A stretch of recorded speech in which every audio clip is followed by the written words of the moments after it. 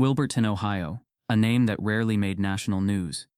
Yet for the people who lived within its weather-beaten streets, it was a place frozen in time. Despite the sparkling high school scoreboard, the brick church on Eastward Street, and the faded American flags hung on every porch like sacred relics, the air was thick with something far older than patriotism. Racism, like rust, had embedded itself deep into Wilburton's bones. It didn't always scream. Often, it just stared. Cold, subtle, and constant. And for the Carter family, that stare had become a part of everyday life. Before we deep dive into this interesting story, subscribe to our channel and tell us where are you watching from. Share in the comments below. Jalen Carter had mastered the art of walking in power without ever appearing threatening. He wore pressed shirts, not because he liked the feel of starch, but because loose clothing drew eyes he'd rather avoid. A senior at Wilburton High, he was one of 3 black students in the school's honors program. Teachers loved his eloquence, as long as he didn't correct them. His essays quoted Baldwin, his speeches echoed Du Bois, and his smile, it made people uncomfortable. Not because it was fake, but because it was undeniable. His younger brother Tyrese watched him constantly. Where Jalen was outspoken, Tyrese lived in shadows, quiet, a thinker, and always a few steps behind, not in intelligence, but in confidence. Their mother, Denise Carter, often said God gave her 2 different sons, one to shine and one to see. Their father, Malcolm Carter, had once worked as a foreman at the steel mill before a workplace accident left him limping and silenced. They were a family stitched together by faith, fatigue, and fierce love. The neighborhood wasn't exactly a war zone, but it wasn't safe either. White kids didn't walk through East Wilburton after dark. Not out of fear, but because they didn't need to. Police cars circled the block more often than mail trucks. Every so often, a local black boy would be stopped, searched, and sent home with nothing more than the trauma of being seen as a threat. The Carters had learned not to expect justice. What they couldn't escape was being noticed for all the wrong reasons. It started small, as it always does. A crooked mailbox. A shattered car window. The word Tio Geb spray-painted on their fence one morning, right after Jalen had spoken at a school assembly about equality in education. Denise scrubbed it off without tears. She said she'd save those for something real. At school, Jalen found himself constantly under the microscope. His AP history teacher once docked points for using the phrase black genocide in an essay, telling him, "We shouldn't exaggerate history for emotion." The class laughed. Jalen didn't. Tyrese, who heard about it later, wrote the phrase on his bedroom wall in Sharpie. He didn't know what it meant entirely, but he knew it wasn't an exaggeration. Even in the church, there was no full escape. When the Carters arrived late one Sunday, the only black family in a mostly white congregation, the pastor joked, fashionably late, as always. Laughter. Denise didn't even flinch. She just took her seat, eyes forward, as though she hadn't heard. But Tyrese saw her hands gripping her purse tighter than usual. One evening, after school, Jalen was stopped by a Wilburton police officer, 3 blocks from their home. The excuse was vague, matching a description. The real reason was clearer. He was walking while black, and that was all it took. Tyrese saw it from their porch. Jalen stood with his arms raised slightly, palms open, his voice steady but edged with caution. The officer let him go with a warning. For what? No one ever said. Jalen came inside, sat down, and didn't speak for 20 minutes. Tyrese sat across from him in silence, the kind that only siblings can understand. That night, Tyrese wrote in his notebook, "If Jalen dies, I'll stop pretending this is normal." The neighborhood changed when Jalen's college letters began arriving. He was accepted into 4 schools, 2 offered scholarships. The news spread fast. Their white neighbors smiled more often, tight-lipped, rehearsed, but behind closed doors, murmurs began. "Affirmative action," they whispered. "He's playing the race card," someone wrote anonymously on a community forum. It didn't matter that Jalen had the highest GPA in his class. To them, his success was an assault on their comfort. Tyrese started noticing strange cars parked near their street at night. Once a truck slowed down in front of their house, and a man in the passenger seat laughed, then spat in the direction of their mailbox. Denise installed a second lock on the door. Malcolm began carrying a crowbar in his truck, just in case. One night, Jalen came home from school, exhausted but glowing. He had just been invited to speak at a local youth summit about race and leadership. Tyrese was proud, more than he ever said out loud, but there was a tension in Jalen's eyes, even beneath the smile. After dinner, Jalen walked into Tyrese's room and sat on the bed. No words, just sat. The streetlights outside flickered like warning signs. Then softly, Jalen said, "You know, sometimes I feel like they're waiting for me to mess up. Just one misstep, and that's all they'll need." Tyrese nodded. "Then don't give them one." Jalen chuckled. almost bitterly.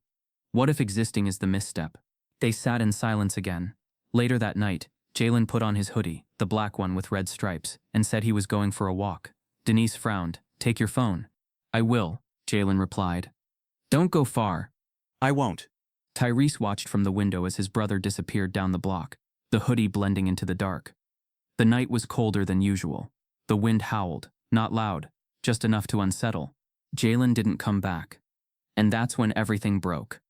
The night Jalen didn't return stretched longer than any Tyrese had ever known. Denise called his phone first. Then again. Then again. She didn't panic immediately. Jalen had taken late walks before, but her mother's instinct crawled across her skin like frostbite. Malcolm grabbed the keys without a word. Tyrese sat on the couch, motionless, eyes locked on the front door like he could pull his brother through it with sheer will.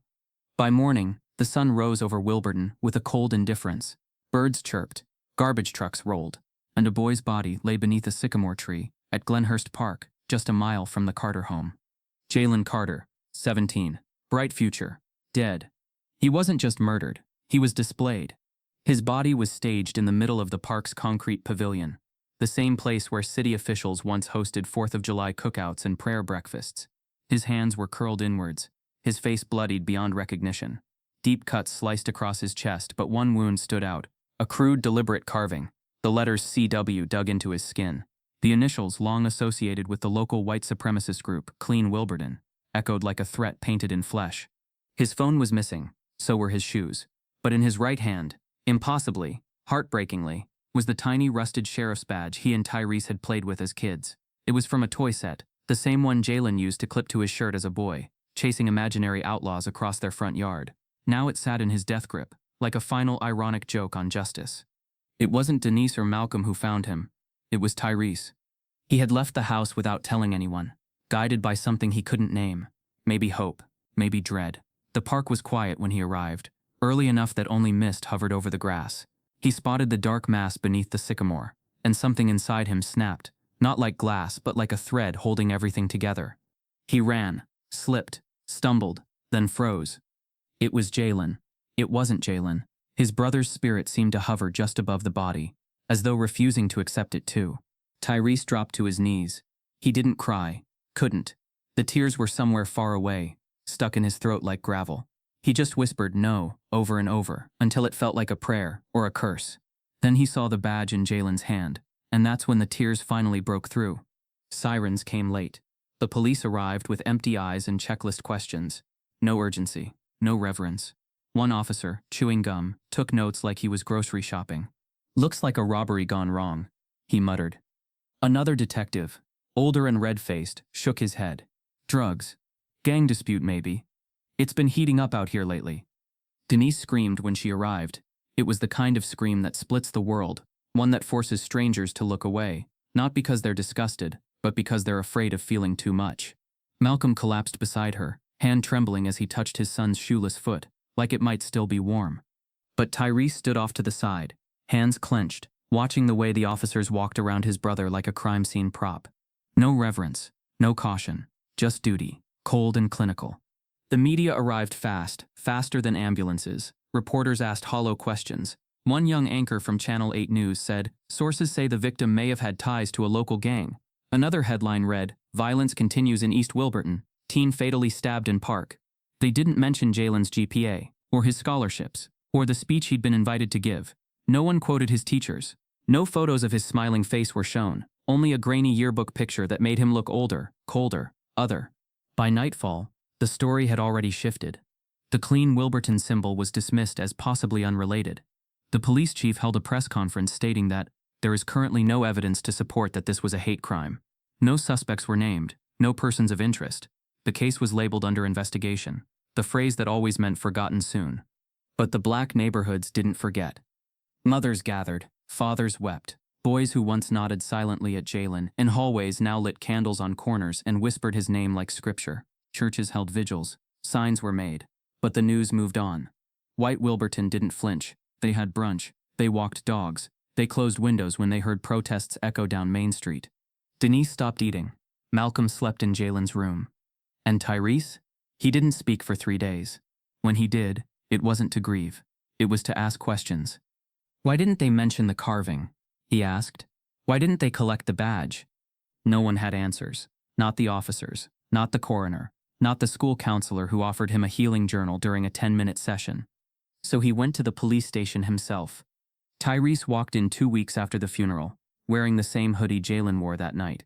He told the front desk officer he had questions about his brother's case. They told him to sit down. He waited and waited. Officers passed him like he was furniture. He watched as 2 white teenagers, arrested for vandalism, were escorted out laughing with their parents. Then he heard it. 2 detectives, voices rising behind a cracked door, unaware the hallway carried sound like confession. Of course it's racial, but we're not saying that. You want riots? I'm not losing my pension over some dead black kid. The DA already told us keep it simple. Robbery gang angle. We toe the line, we get promoted. Easy. Tyrese didn't move. His breath froze in his lungs. The hallway felt colder now, like the entire building exhaled denial. He leaned forward. One detective laughed. And that badge? Hell, I tossed it. Some kid's toy. Not evidence. Tyrese stood, slowly. His face gave away nothing. But inside, a wildfire was already raging. Not of revenge, but of clarity. They knew. And they buried the truth with Jalen. Tyrese walked out of the Wilburton Police Department with something heavier than anger. It wasn't just the betrayal that haunted him. It was the certainty. He now knew they weren't looking for Jalen's killer. They had never been. Somewhere in Wilburton, someone was laughing, sleeping, and living, while his brother's name faded from headlines like dust on glass. But Tyrese wasn't ready to bury Jalen's story. Not yet. 3 days after that overheard conversation, the name surfaced: Ethan Rowe. It came from a hushed conversation between 2 cafeteria workers at Wilburton High. Tyrese, sitting in the back hallway, overheard them between trays and whispers. You heard it was Ethan, right? Sheriff's kid? But hush now, they're keeping that quiet. Ethan Rowe, a name soaked in small-town privilege. The son of Councilman Darius Rowe, a man who dressed in flag pins and shook black hands with sanitized smiles during election years. Ethan had been Wilburton High's golden boy, varsity track, quarterback backup, future frat pledge, blonde hair, blue eyes, a jawline sculpted for campaign posters. He smiled in every photo, but Tyrese remembered those eyes from school, eyes that went cold when black kids spoke too confidently. A smile didn't hide everything. The local paper described Ethan as troubled but promising, after a prior arrest for vandalizing a black-owned bakery. Charges dropped, of course. Just a teenage prank, they wrote. No hate intent. Tyrese remembered how Jalen had rolled his eyes when that story broke. Prank is setting off a fire alarm, he had said. This ain't that. Now Ethan's name surfaced again, and the puzzle pieces began to align. Tyrese began digging, literally.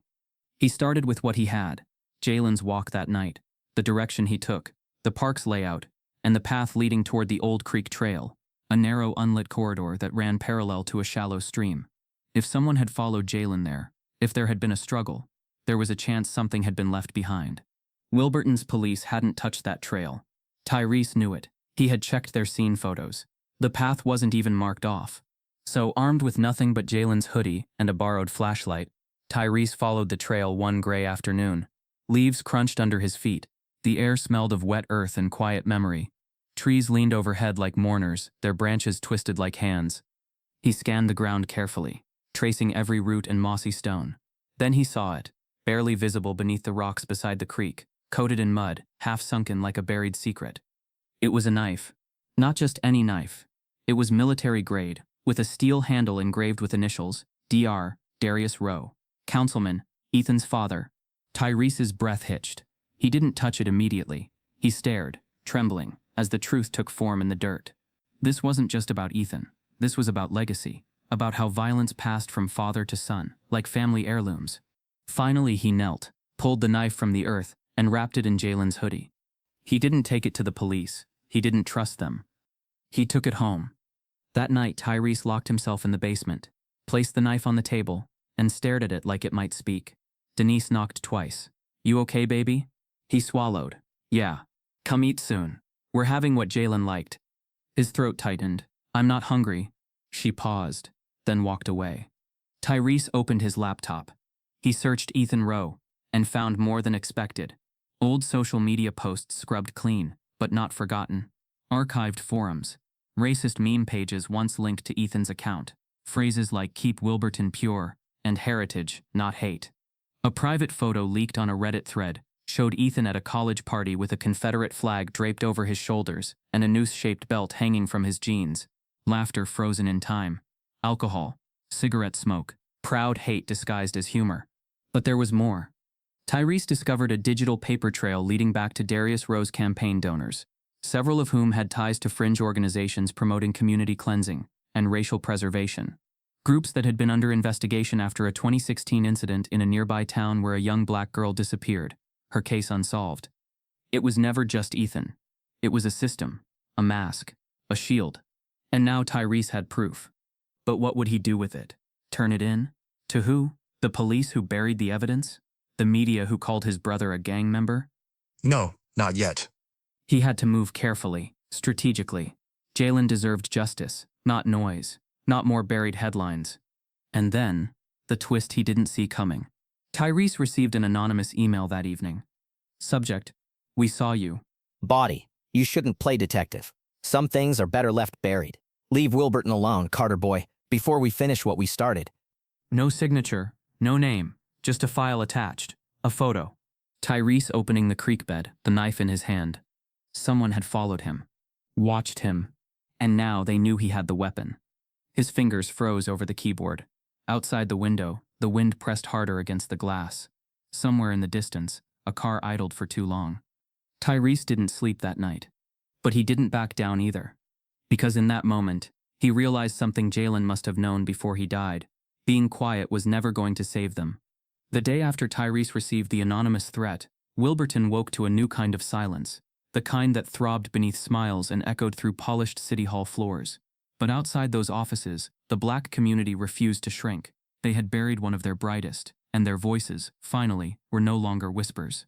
In the heart of East Wilburton, on the steps of Mount Harmony Baptist Church, elders, youth, and pastors gathered with signs scrawled by trembling hands. Justice for Jalen. Say his name. No peace without truth. Local activists called for an independent investigation. Reverend Marcus Glenn, a towering figure with a voice like thunder, stood before a crowd of hundreds and spoke Jalen's name like scripture. This child was not a gang member. He was not a mistake. He was a future stolen. And we will not allow Wilburton to bury his truth with their lies. But when the protesters marched to City Hall, they weren't met with compassion. They were met with riot shields. Lines of officers, clad in black gear, blocked the courthouse steps. Helmets on, batons ready. The message was clear. Silence was policy. The mayor, a woman who once posed with Denise Carter for a Unity in the Community campaign, refused to come outside. Instead, she released a statement that read like a PR memo. "We ask for calm and patience as law enforcement continues its investigation. We must not jump to conclusions." Jump to conclusions? Tyrese thought. They didn't even step off the sidewalk for us. City council meetings turned tense. When black residents spoke, white councilmen scrolled their phones or scribbled fake notes. Every plea to consider the racial motive behind Jalen's death was met with phrases like unsubstantiated claims or let's not make this political. Councilman Darius Rowe, Ethan's father, sat through each meeting stone-faced. He never spoke of Jalen. He only once addressed the murder, calling it a tragedy that touches all Wilburton families. That lie hung in the air like a slap. Behind closed doors, the Rowe family spun their version of the truth. Ethan's mother released a carefully worded statement to the press.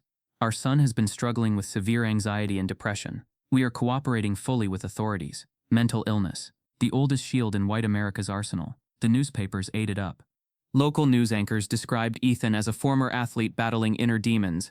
A psychologist appeared on a segment to discuss the impact of stress on white youth. They never showed Jalen's valedictorian speech, never mentioned his college offers. The photo they used? A grainy image from a yearbook. His eyes half blinked, mid-expression, just enough to feel unfamiliar.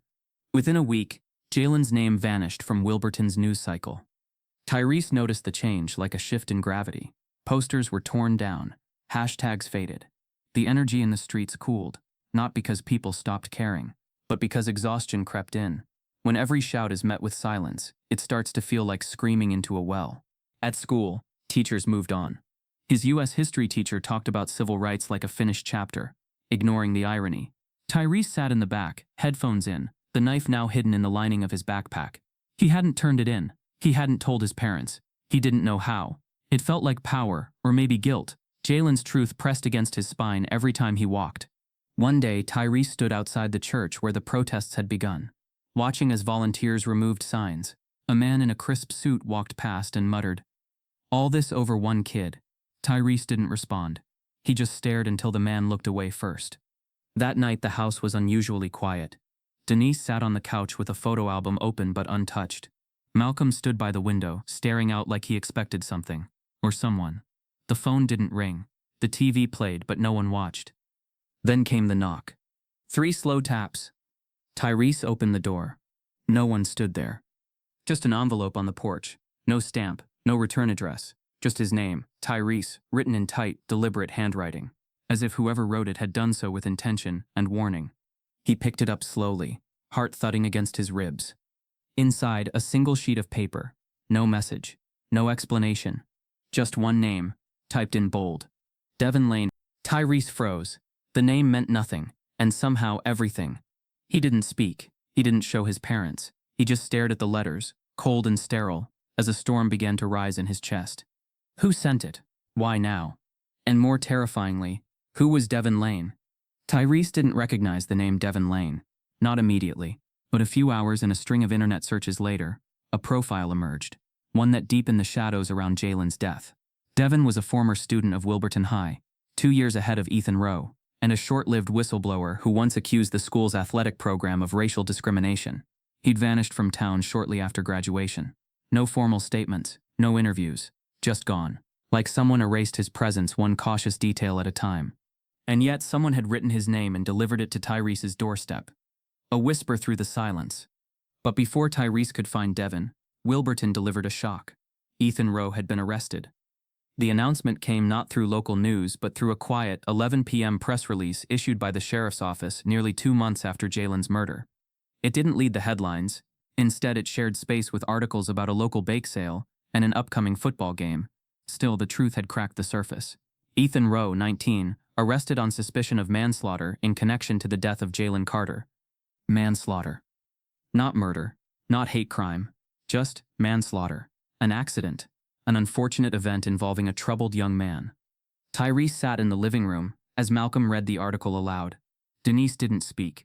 Her hands were clenched so tightly her knuckles whitened. Tyrese's face was unreadable, but inside him, something fractured. Again. The next morning, the courthouse was swarmed with camera crews and reporters. Not for justice, for spectacle. Ethan's arraignment was short and controlled. His defense attorney, a well-known figure flown in from Cincinnati, argued that Ethan had acted in fear, that Jalen may have approached him aggressively that night in the park, that there was a possible scuffle, that trauma and anxiety could have clouded Ethan's memory. No mention of the knife, no mention of the racist symbol carved into Jalen's chest. The judge, a white man in his late 60s with a long history of conservative rulings, set bail at $75,000. Ethan posted it within hours. He walked out of custody smiling. The black community gathered again, this time outside the courthouse. Dozens of clergy members, activists, students, and grieving neighbors held signs. They chanted Jalen's name. They called for a federal investigation. But what began as a peaceful protest was labeled a civil disturbance by local police. By noon, riot vans arrived. Protesters were pushed back with pepper spray. A 72-year-old church deacon was shoved to the pavement and handcuffed. High school students who knelt in front of the courthouse steps were dragged across asphalt. The footage aired once on the evening news, then never again. Inside the courtroom, bias wasn't whispered, it was performed. Tyrese, sitting in the gallery with Malcolm, watched jurors during pretrial proceedings. The panel was nearly all white, except for one elderly black woman who barely spoke. During recesses, he saw 2 jurors laughing with the prosecutor. One of them told a joke in the hallway about inner-city logic and pointed toward the protest footage. No one corrected him. The prosecutor, Marshall Grant, used calm words but twisted intentions. He never once said hate. He never once said race. He called Jalen's death a tragic consequence of misunderstanding. He described Ethan's upbringing as demanding, high pressure, emotionally strenuous. Every time he spoke, Tyrese felt the courtroom shrink around Jalen's truth. Evidence was cherry-picked. The knife, though linked to Ethan's father, was never submitted. The defense claimed it had no proven connection to the crime. The judge agreed. The badge from Jalen's hand, discarded, dismissed. The coroner's mention of the chest carving, redacted from testimony due to lack of verified context. It was a performance, and justice wasn't part of the script. One afternoon, during a recess, Tyrese stood by a courthouse window and stared out at the dying sun. Malcolm approached him quietly. "You okay?" Tyrese didn't look away. "No." "You want to leave?" "No. I want to know." He meant the whole truth. Not just what was allowed to be said, but what was buried beneath courtroom walls. That night, he returned to the courthouse. Not through the front door, but through a side entrance where janitors came and went. He had watched their schedule for weeks, learned the guards' rhythms, carried a backpack filled with flashlights, gloves, and a camera. He slipped through the lower halls like a shadow. No footsteps, no sound. The basement was darker than he expected. Damp, walls stained with decades of forgotten files and broken light bulbs. A corridor stretched behind the old boiler room, unmarked. There, Tyrese found a room with rusted shelves, stacked boxes, no labels, just file numbers. He opened one. Inside were photos, dozens, all victims, all black, all unsolved. Each had notes in handwriting. Tyrese didn't recognize names of officers, timelines, case numbers, and big red letters stamped diagonally. No follow-up. He opened another box. It was labeled CR Inquiries, CW Associated. Inside were files related to Clean Wilburton, including one with Ethan's name, another with Darius Rose. Photos of private barbecues, guest lists, email transcripts, even screenshots from the same white supremacist forums Tyrese had found online. And then, a sealed folder titled DL Venice Witness Statement. Devin Lane. Hands trembling, Tyrese opened it. The first page read, "This statement is made under threat. If anything happens to me, the Rowe family is involved. They run Wilburton, and they've killed before." Tyrese's heart dropped. He had found it. The truth. But just as he snapped a photo with his phone, a sound echoed behind him. Footsteps. Not distant, not slow. Getting closer. He didn't have time to panic. He turned off the flashlight, slipped the folder into his hoodie, and ducked behind the shelving unit. The door creaked open. A beam of light swept the room. Someone else was down there. And they were looking for him. Tyrese didn't sleep the night he escaped the courthouse basement. He didn't run. He moved like a ghost, breath low, each footstep calculated in silence. The beam of the flashlight swung behind him, closer now. He pressed himself behind the rusted shelving, willing his heartbeat to stay quiet. Whoever had entered the records room didn't speak. They didn't call out. Just slow, measured movements, the kind made by someone searching, not someone lost. Minutes passed like hours. When the light finally disappeared and the door shut, Tyrese didn't exhale. He stayed frozen until the pipes above stopped creaking and the silence felt trustworthy again. Then, with the folder tight against his chest, he retraced his steps and emerged back into the night, unseen. But what he carried didn't stay in the basement. That night followed him home. The shadows, the sound of creaking floors, the slow approach of danger.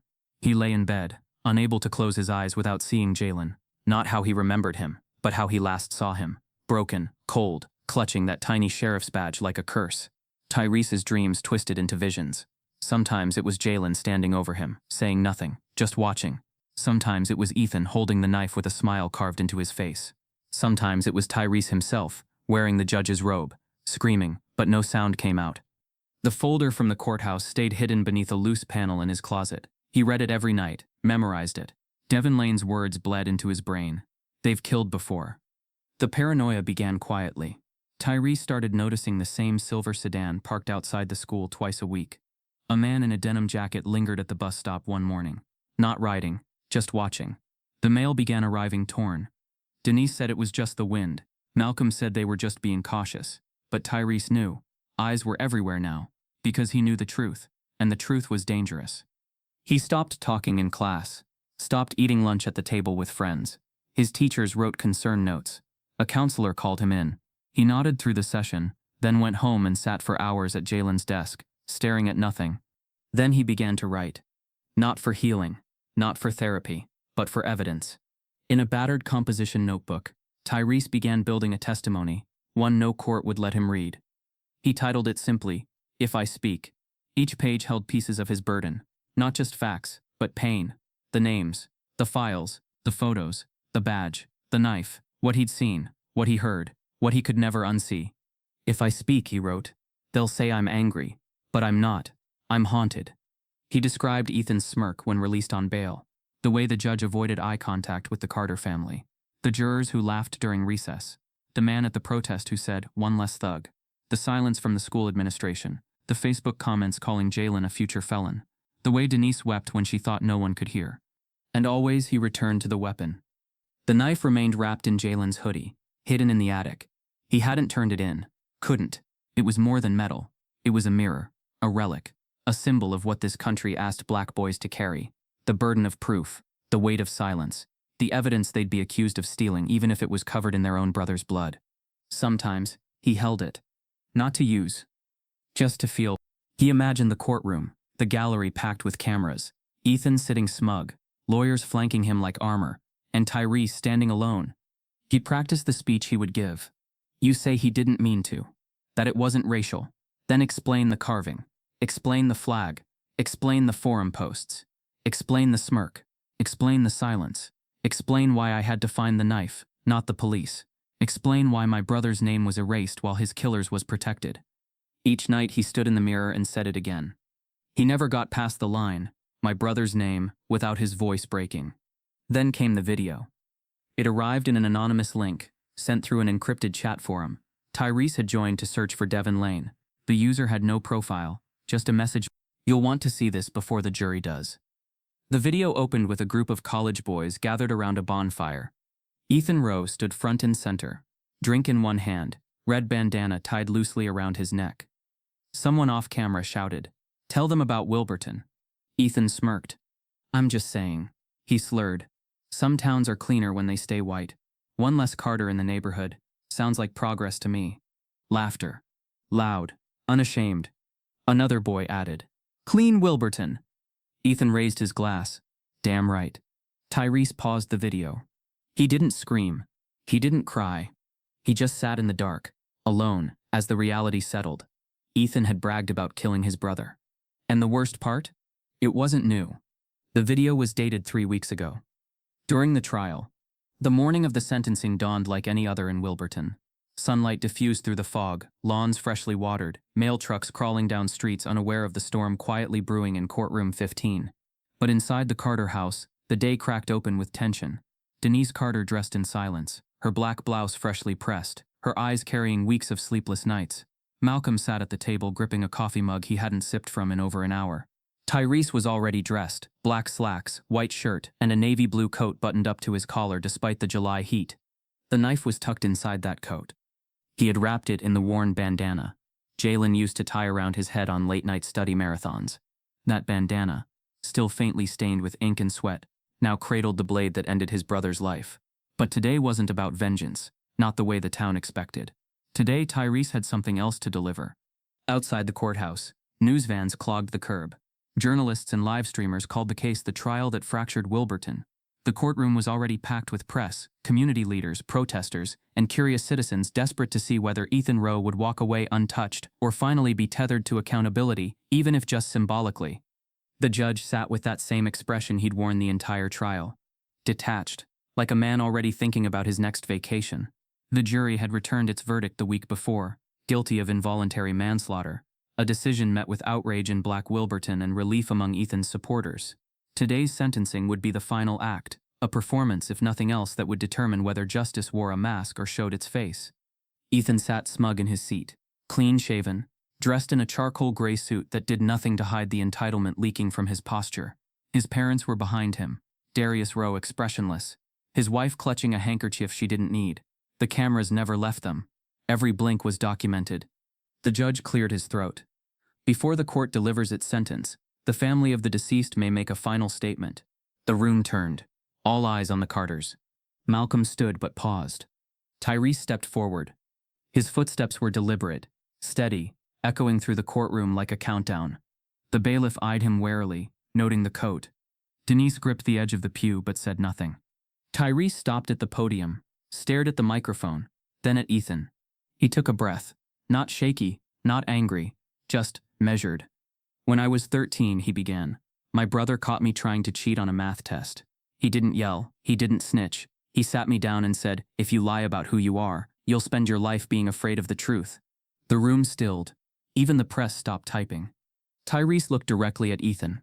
"I've had every reason to hate you. Every reason to wish you suffered the way you made Jalen suffer. You took him from us. Not just his life, but the way we remember joy. You took safety, laughter. You took peace. Ethan blinked slowly, arms crossed. A smirk ghosted across his lips.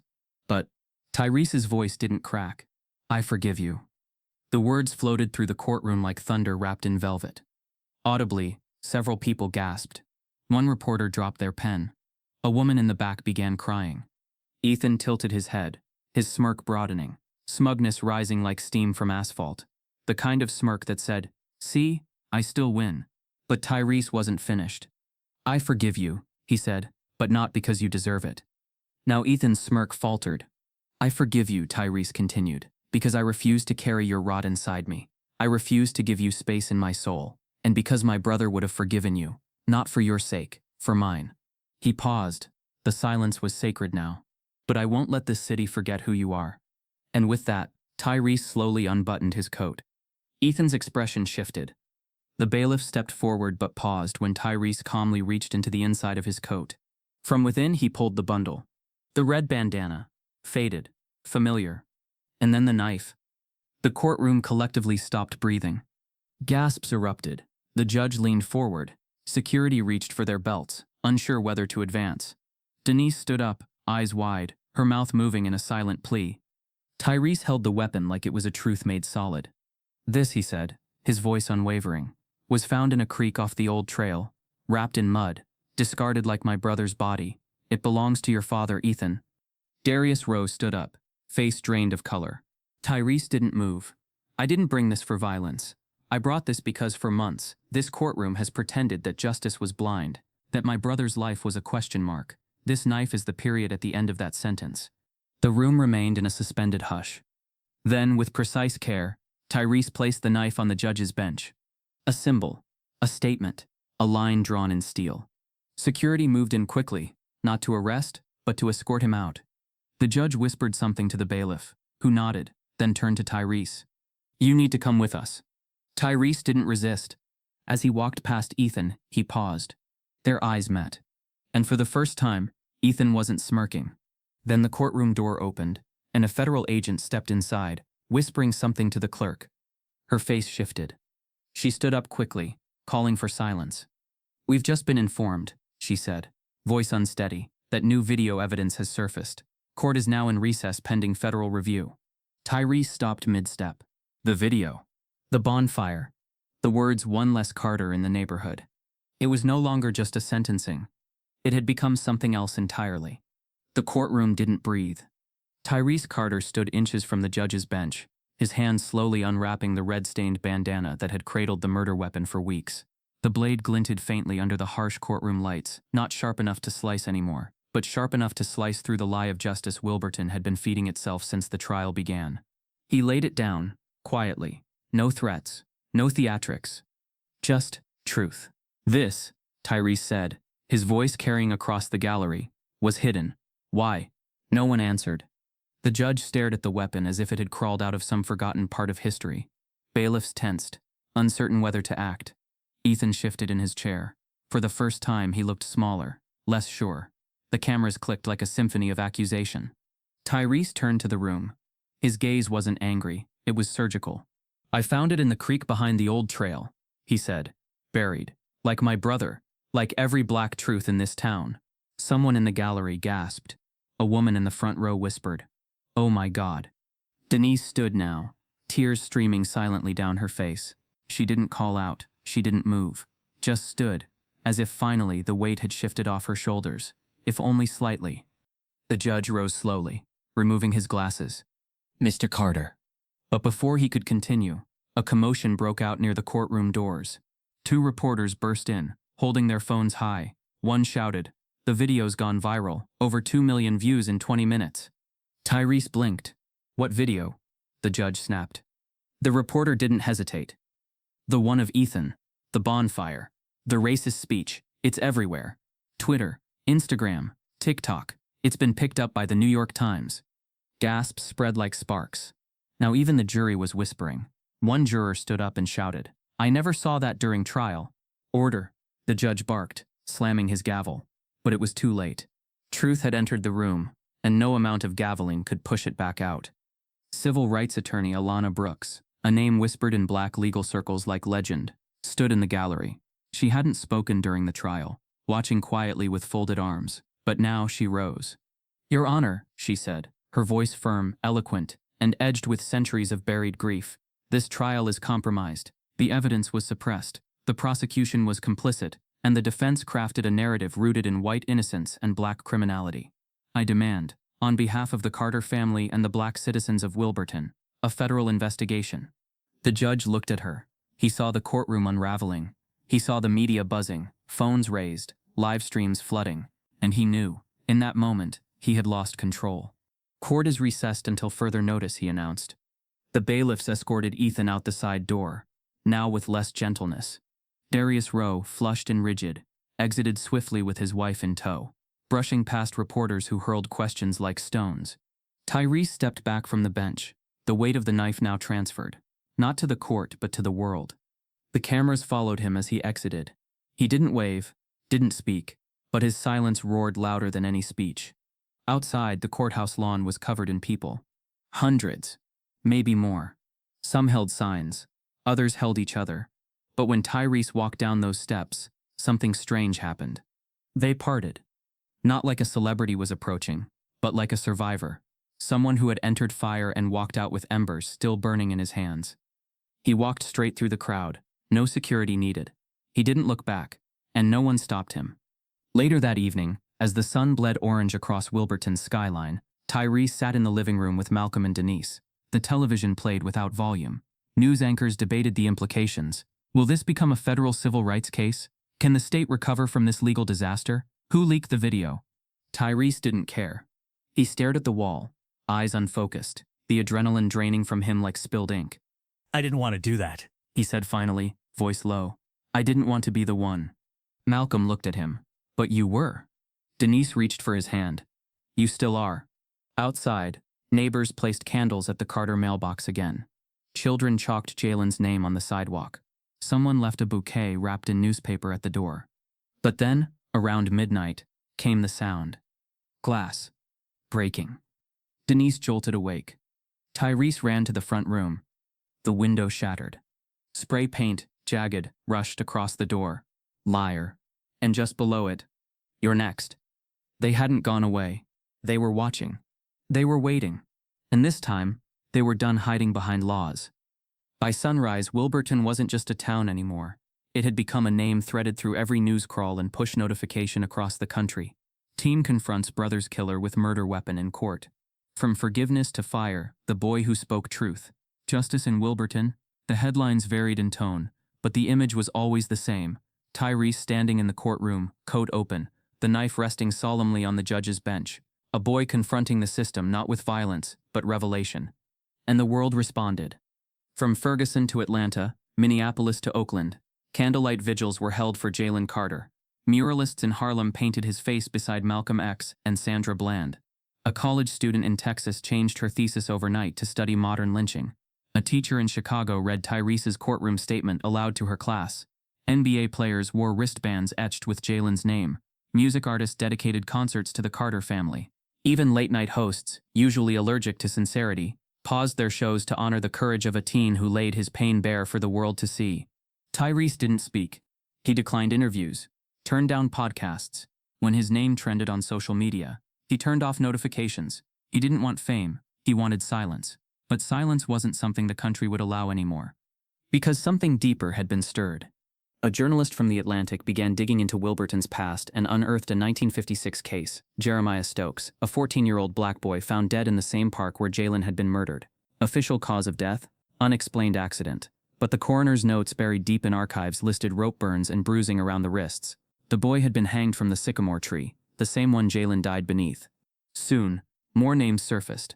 3 in the 1970s, 1 in 1992.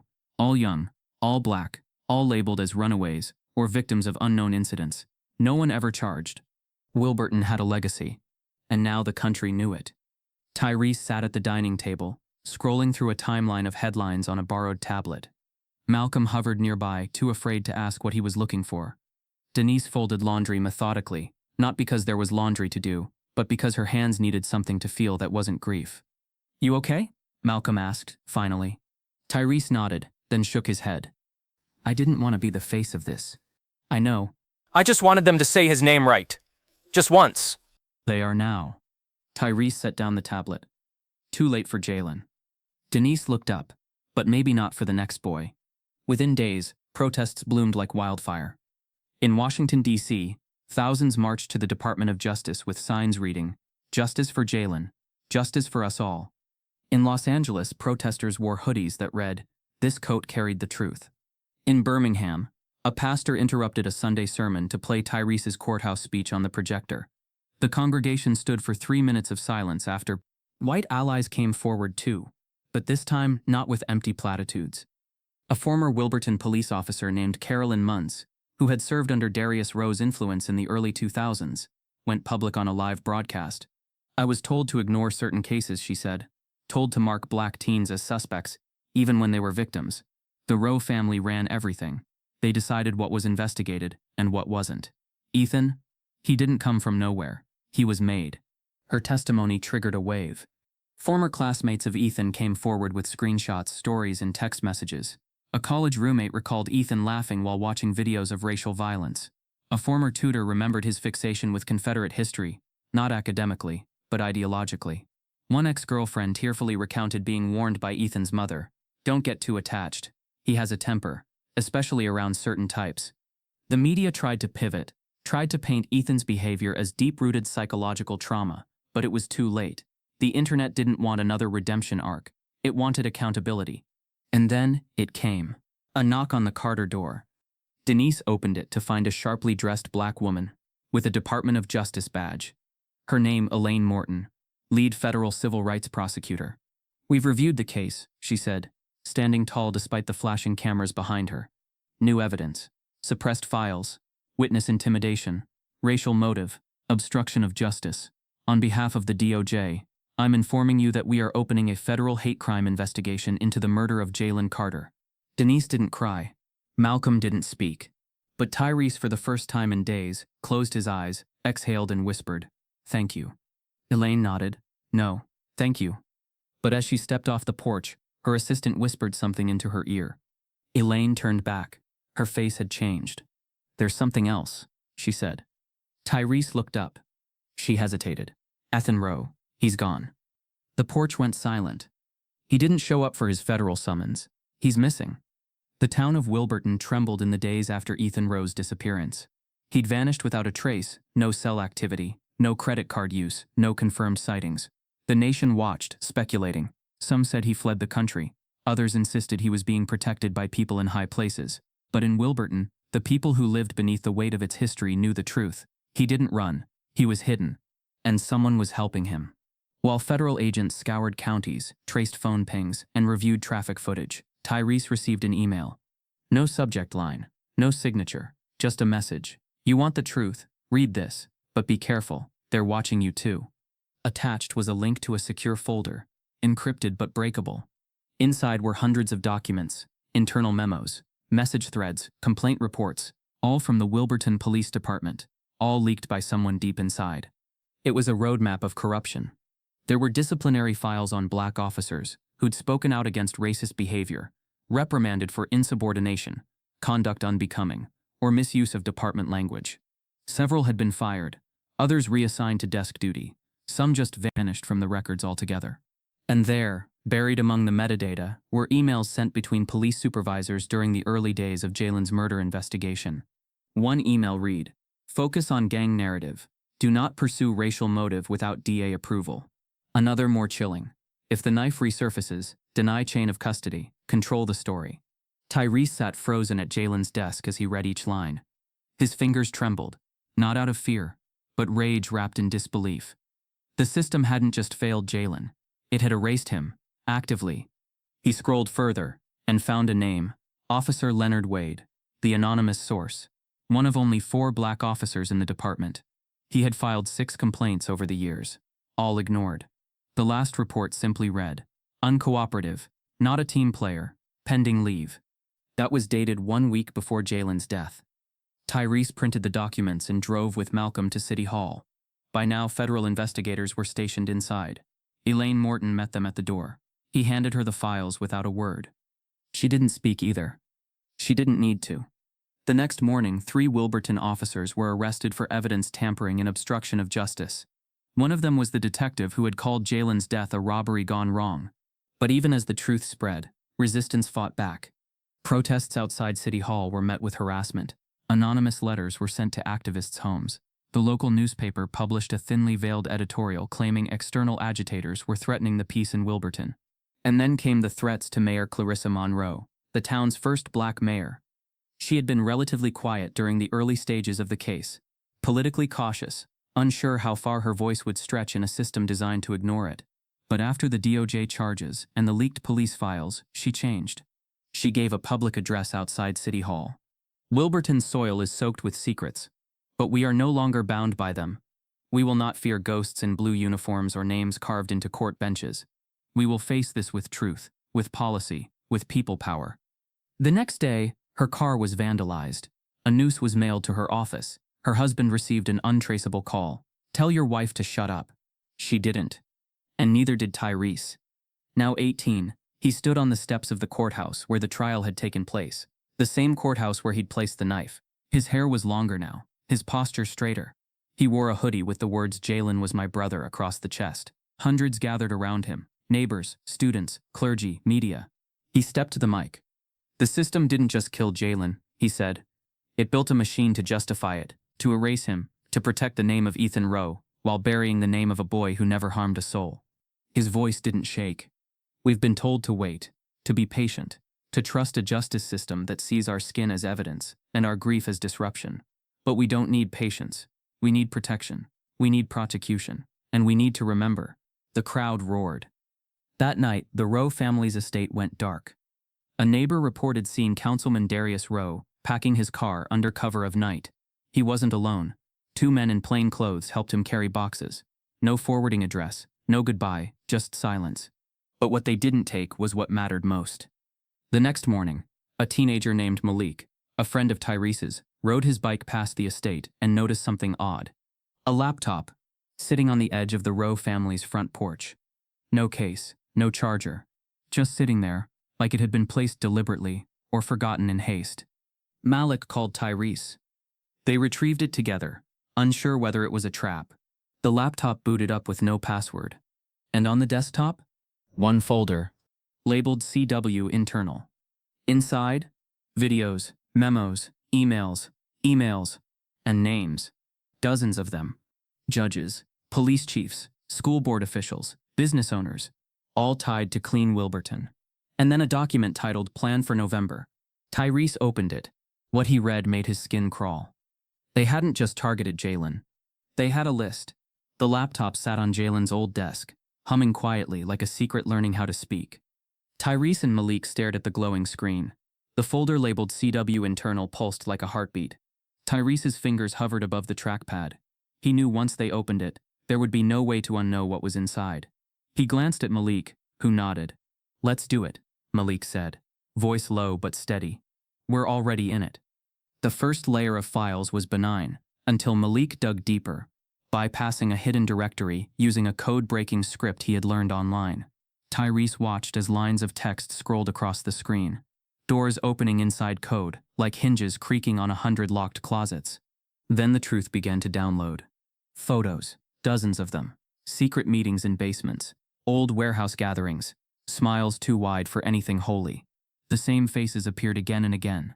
Darius Rowe, arms folded in front of Confederate banners. A young Ethan, face half lit by firelight, watching a speaker raise a fist in salute. Local businessmen and elected officials standing beneath banners that read "Preserve the Legacy" and "Wilburton First." Emails followed, dated from as far back as 2005. Digital receipts of racism crafted in code and cowardice. One read, "Our town is slipping. We must protect the lines. No more affirmative programs. They don't belong." Another, sent during Jalen's junior year, simply said, "Keep your eye on the Carter boy, too visible." One thread contained a memo titled, "November Plan." Tyrese opened it. The contents were chilling. A detailed strategy targeting Black student leaders, community activists, and educators. The plan used language like strategic removal, academic discouragement, and visibility suppression. They had files on multiple families, photos, addresses, school transcripts, and Jalen was listed first. Tyrese's throat went dry. He leaned back in his chair, blinking against the blur of horror and disbelief. Malik stood behind him, hand over his mouth, frozen. "This isn't just a network," Tyrese whispered. "It's a blueprint." Voice memos played next. One after another. Men laughing. Ethan's voice. Younger, more raw. One Carter down, the rest to go. Another, deeper voice. Likely Darius Rowe, declaring, "We're not violent. We're disciplined. Let the system do the bruising." Tyrese couldn't feel his hands anymore. The weight of what they held wasn't just digital, it was generational. They copied everything. Malik transferred files to encrypted drives. They backed up cloud copies under disguised folder names. Tyrese didn't sleep that night. He barely moved. The ghosts of Jalen, Jeremiah Stokes, and the unnamed others pressed against him. By dawn, he emailed a select folder to the Washington Post and ProPublica, along with a written summary of the contents and a declaration. "My name is Tyrese Carter. My brother Jalen was murdered by Ethan Rowe. This wasn't random. This was part of something bigger. Attached is proof." He hit send, and then the world exploded. Breaking. Clean Wilburton archive leaked. Decades of racial targeting by officials uncovered. DOJ confirms investigations into judicial corruption in Ohio. Whistleblower teen at center of hate crime case reveals racist conspiracy network. The news spread like fire in a dry forest.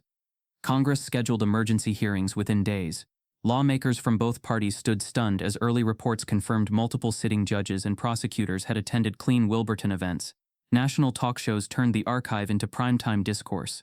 Hashtags trended. Justice for Wilburton. Carter Files. The laptop leak. Elaine Morton called Tyrese personally. "We're going public with a federal investigation into institutional white supremacy in your town," she said. "Your actions just changed history." Tyrese didn't feel triumphant. He felt heavy. Because while the world watched and clapped and retweeted, Jalen was still gone. The truth didn't erase the ache. It just sharpened it. Malik sat beside him on the porch later that night. Laptop closed, sky wide with stars. "You did it, man," Malik said. "You really exposed them." "I didn't want to expose anything," Tyrese replied. "I just wanted to understand why my brother died." Malik looked over. "Now you do." Tyrese nodded.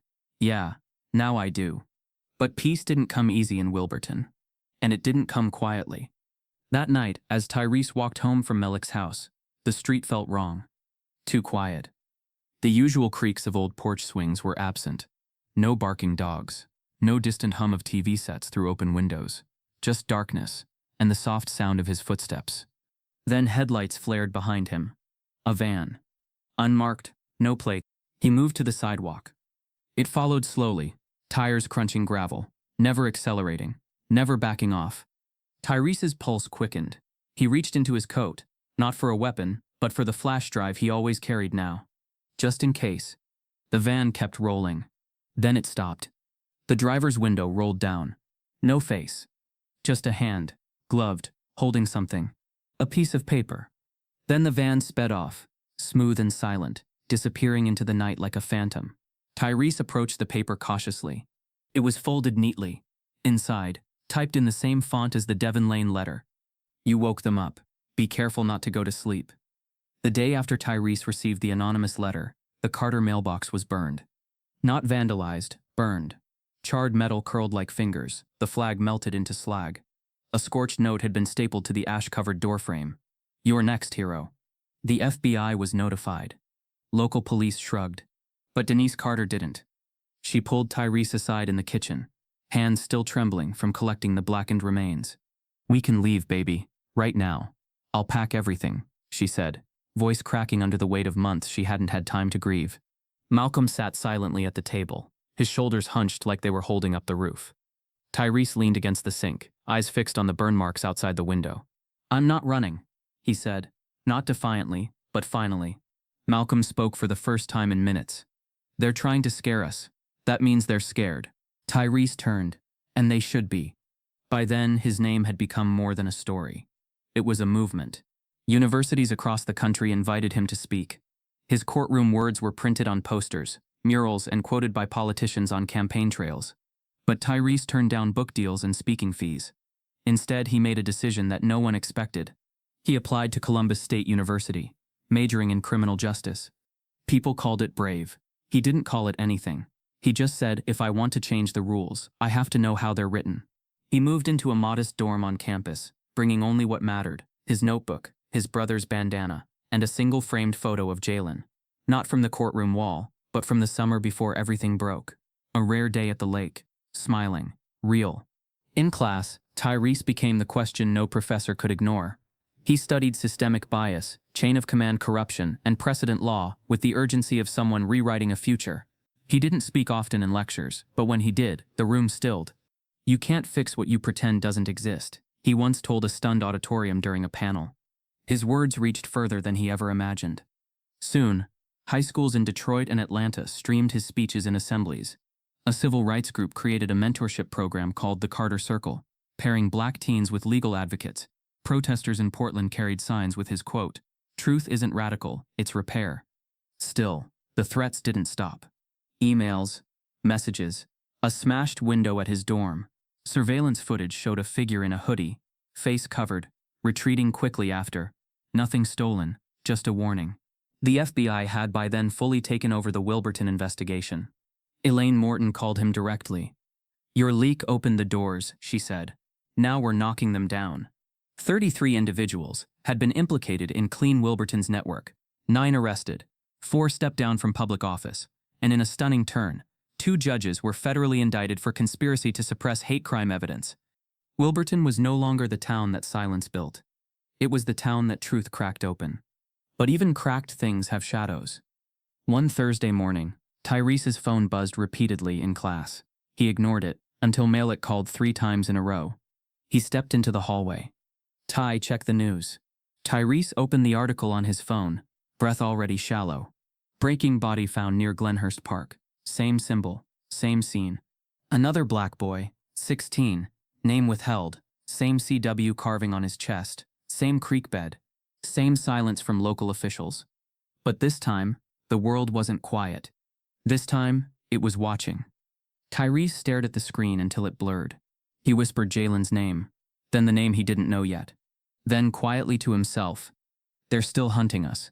The second body shook Wilburton like an aftershock. Another black teenager. Another sycamore. Another hollow press release. But this time, there was no hiding behind isolated incident or ongoing investigation. The murder mirrored Jalen's so precisely, it didn't just echo, it screamed. The nation mourned again, enraged. Protesters poured into Wilburton with signs not just of grief, but warning. And then the elders began to speak. They gathered not in courtrooms or rallies, but in church basements, barbershops, porches slick with humidity. Word spread through whispers and Facebook threads. We remember too.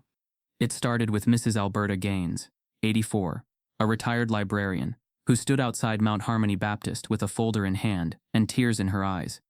In 1961, she said to a small crowd of reporters, "My nephew, Samuel, walked to the corner store and never came back. They said he ran away. I never believed it. He was 16, kind, a reader. He used to sit right there under that tree." She pointed to a spot by the church steps. "The day he disappeared, there was a rope burn on our fence." More followed.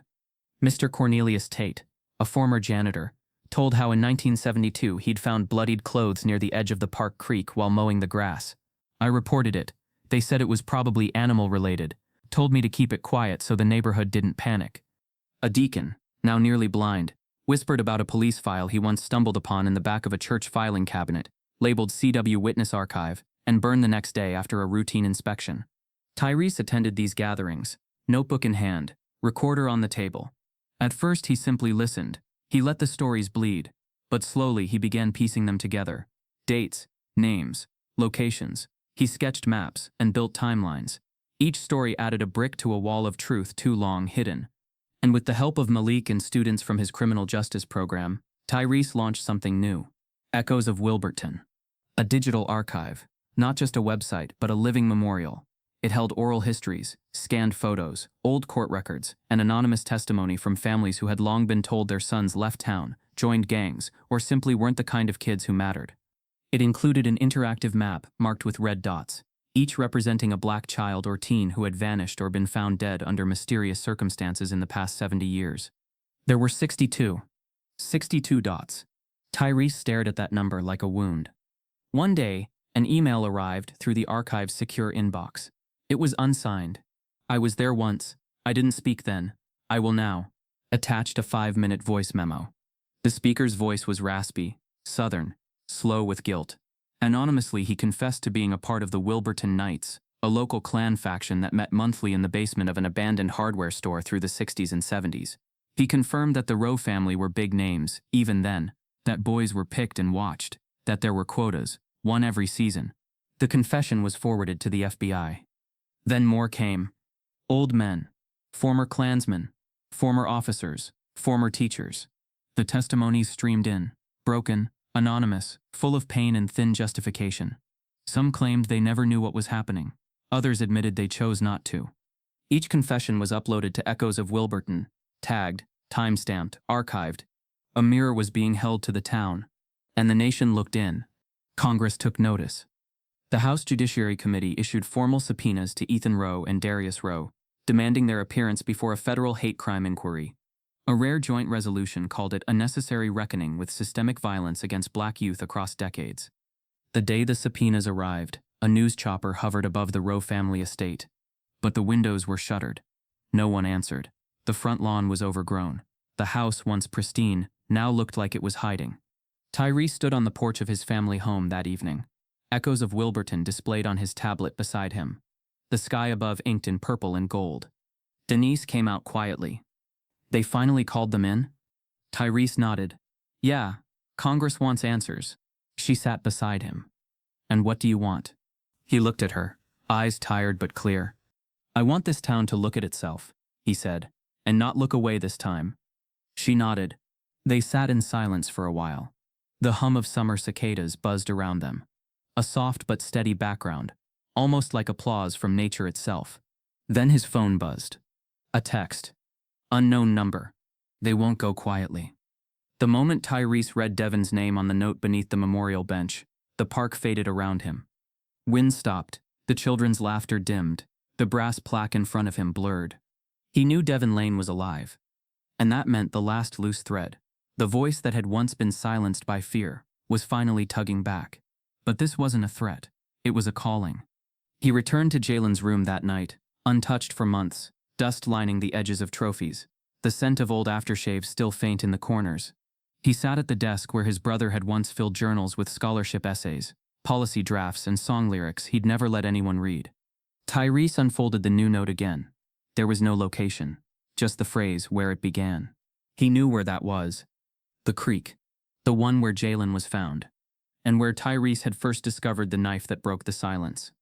He went there at dusk, alone, no cameras, no police, no weight of an audience, just gravity and memory.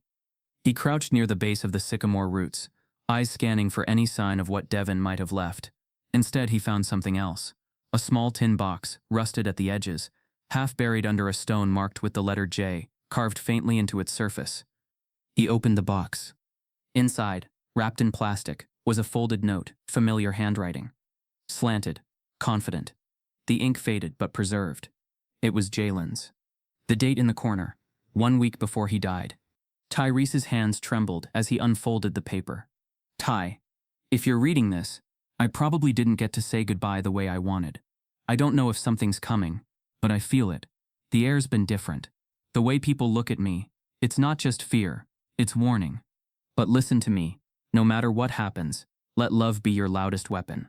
Anger burns fast, but love, that's what changes people. That's what makes them remember. Don't let this town change your name into pain. You were always meant to carry something greater than grief. I love you. I see you. Don't forget me. But don't become me either. Be more." Tyrese folded over, forehead resting against the ground. But he didn't cry in pain this time. He cried in peace. Because this was more than closure. It was instruction. A map for what to build next. When he returned to Wilburton the next day, he didn't go to City Hall or to another protest. He went to a school auditorium, and he announced the launch of a national initiative, JALEN. Justice, accountability, love, education, nonviolence. It would partner with schools to teach restorative justice, fund legal scholarships for Black youth, offer therapy programs for survivors of racial trauma, and create safe digital archives for forgotten stories like his brother's. The first grant went to a high school in Montgomery, Alabama, a city with its own ghosts. The second to an art therapy program in Oakland. The third to a young boy from Wilburton who wanted to be a lawyer like Tyrese Carter. Within a year, over 200 schools had adopted Jalen programming. Tyrese traveled, not for glory, but for grounding. In every city he met another kid like himself, another family like his, another story buried under America's convenient silence. He kept Jalen's letter in his wallet, and whenever someone asked him what kept him going, he said the same thing. Love is the loudest thing they never expect. One afternoon, while visiting a middle school in Charlotte, a 13-year-old girl with glasses and long braids approached him after his speech. "Did your brother really write that letter?" she asked. He nodded. "Yeah, he really did." She handed him an envelope, small, brown, worn. "I wrote something too," she said, "just in case, for someone else who needs it." Tyrese accepted it, stunned. A seed, passed forward. What started as grief had become blueprint, revolution. That night, in another part of the country, a boy sat on his bunk bed, alone. The lights flickered in his hallway. His school had just endured a racist incident that no one took seriously. A knock came at the door. His mother entered. She handed him a letter that had arrived in the mail that morning. The return address simply said, Tyrese Carter, Jalen, National Office. He opened it. Inside, a typed note. "You don't have to carry the silence. You can speak. You are heard. You are needed. This story is not over." The boy read it once, then again, and something in him woke up. If this story moved you, if it made you feel something deeper than just anger, maybe grief, maybe hope, then don't let it stop here. These stories deserve more than silence. They deserve to be heard, remembered, and shared. So if you believe in giving voice to the unheard, if you want to be part of keeping these truths alive, like this video, share it forward, and subscribe to the channel. Not for numbers, but for the movement, for the next Jalen, for the next Tyrese, for the next story that needs to be told. Let's not just listen. The day the verdict came, the courthouse in Cincinnati was silent before the storm. Ethan Rose stood between two U.S. Marshals, thinner than he had been in Wilburton. His once proud swagger was replaced by a nervous tick in his jaw, a tell that the country had finally stopped listening to excuses and started demanding accountability. The courtroom was packed, not just with reporters and families, but with survivors, elders, and the ghosts of decades. Tyrese sat in the gallery, Jalen's bandana wrapped around his wrist. He hadn't blinked for several minutes. His heartbeat was loud in his ears, but his face didn't move. This wasn't revenge. This was reckoning. The judge read the charges. First-degree murder, federal hate crime, domestic terrorism. The courtroom, for a moment, was a cathedral of held breath. Guilty. On all counts. Tyrese exhaled. So did Denise. Malcolm closed his eyes and whispered something inaudible. A prayer, or a thank you, or maybe just Jalen's name.